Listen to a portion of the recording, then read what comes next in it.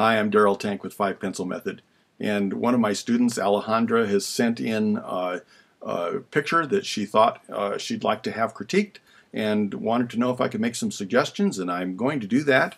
I want to say right away that her drawing is just a wonderful drawing. It could very well just be left like it is and just be very effective. But there are always some things that we can take a look at, especially when we have good reference like this, that will help us to be able to maybe improve things. If we want to have some goals to make some things more effective, then by all means, let's just go through a little checklist here. I'm going to take my Photoshop and I'm going to make a few lines, and it won't be like a pencil, but at least it'll be close. It'll help us to be able to start seeing that we want to take advantage of angles. Now, I didn't get that exactly the right angle, but when we have a reference, we can put this right along in line with any angle and see how we can duplicate it. We have an opportunity to make sure that we have some clean edges. I'm going to go ahead and make this just a little bit darker as I'm making a few adjustments in Photoshop. I want to make sure that I have good clean edges, because these are the things that are going to help us have the ultimate in dimension, that much more of a 3D effect. And we want to make sure that we have good clean edges when we have that dimensional edge and not have it become soft, because that helps us separate it from the soft edges to value that are for contours and shadows that help us show that contrast. And then we have a few places that, if you pay attention, you can keep from having something become structurally different. This earring goes around the earlobe, and yet here it looks like the earlobe is just as long as the earring at the bottom. And so let's go ahead and go back up in here and make sure that we know where the edge of that earlobe is. And so there we have a little bit different structure. We also want to take advantage of things that are in front and things that are in back. Sometimes those are going to be light things, sometimes they're going to be dark things. Often light things come forward, and we want to be able to make sure that we don't have something becoming too bright. And so this edge of the ear, maybe it's a little darker back here than it is on this side, and I want to make sure that I'm showing that it goes behind this part of the ear. So let's go ahead and maybe even create a little bit of a clean edge here and back this off so it isn't quite so bright. I have this value too light.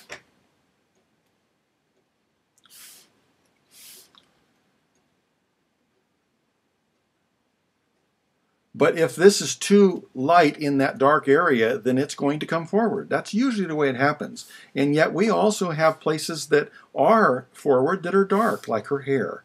And we can fully take advantage of some of these opportunities to show that we have the ear behind. We can take advantage of her little side burns there, a little bit of the hair, and make sure they go over the ear. And so this helps us show that something's passed. And it's a great opportunity for us to show some additional depth and dimension.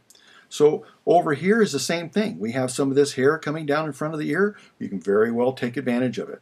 Now again, this isn't going to be real accurate, and it's a little bit stark because I'm putting something very dark there, and I would have to bring some other things up in value. But there are many opportunities for me to say, okay, I think this should be maybe a little cleaner. Again, we have a little shorter earlobe than the ear ring, and this gives us the opportunity to have a better shape and structure to some of her features. Now, there are other things that we always want to take advantage of, and you might notice that as you take advantage of your features, we can look at the eye and come right straight down here, and where does it line up with the mouth, and we can tell how wide the nostril is. And it looks like the nostril would probably be a little farther out here. But sometimes just a little bit can make a big difference on what are those features in a direct relationship to the rest of the face. And then we have opportunities to show some depth. We have this curl come down here.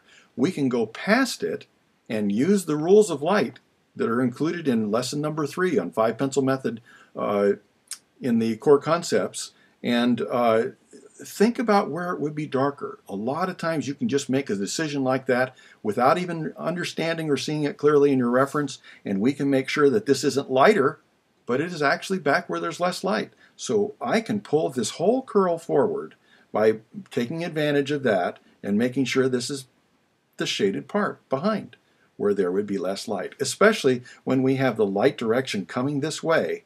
And so it's really pretty logical that it would be darker on the other side of that curl, farthest away from the light.